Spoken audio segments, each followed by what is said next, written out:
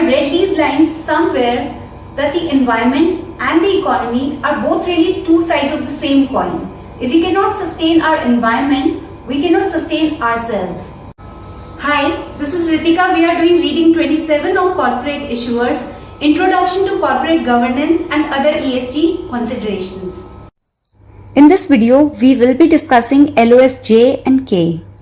LOS J requires us to describe environmental and social considerations in investment analysis. And LOS K requires us to describe how environmental and social governance factors may be used in investment analysis. So we first begin with the environmental and social factors that affect a company. The first one is sustainable or responsible investing. There should be a practice of considering environmental, social and governance factors, or ESG in short, in investment process. It is important to know if there exists a real environmental risk associated with investing. And if there is, well, you're smart enough to know there's no planet B and what legacy you will be passing over to your future generations. The second factor is impact investing. This approach seeks to achieve targeted social or environmental objectives along with the measurable financial results. So this is kind of a balanced approach. The financial benefits must not exceed the environmental or social cost and vice versa. Then the third factor is universal owners.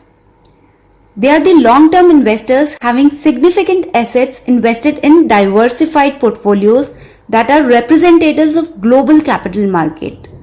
They are also exposed to cost of environmental damage.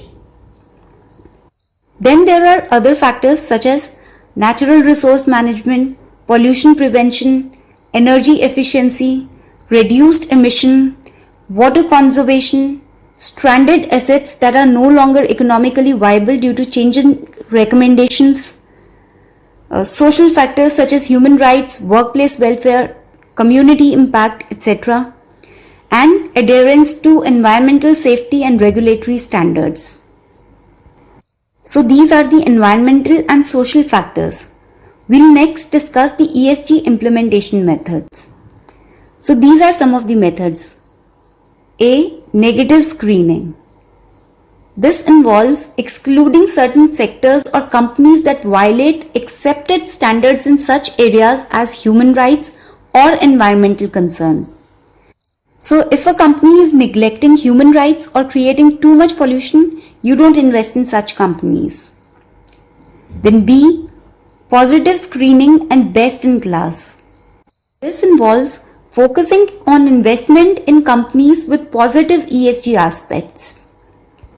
These days you'll find many companies boasting of the sustainable models of their businesses.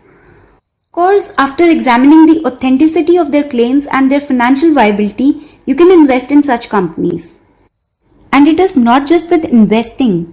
The consumers these days are also woke enough to go for products that are environment friendly, cruelty free, recyclable, etc. And they are actually ready to even spend more on these products, which is also a very good sign of financial viability of these companies. Then C. Thematic investing. This is theme-based investing.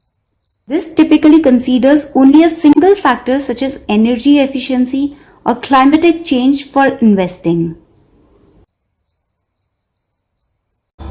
So that's all about this chapter, Introduction to Corporate Governance and Other ESG Factors. I hope this chapter wasn't too difficult for you to understand. If, however, there are any queries, you can still contact us. The link for the same is in the description below. Practice as many questions as possible. As I always say, it's not about reading the chapters again and again or watching the videos repeatedly that's going to help you get ready for the examination. It's all about practicing and practicing as many questions as you can. So I suggest that you go to procfa.com and check out the quizzes there. Practice well and take care of yourself.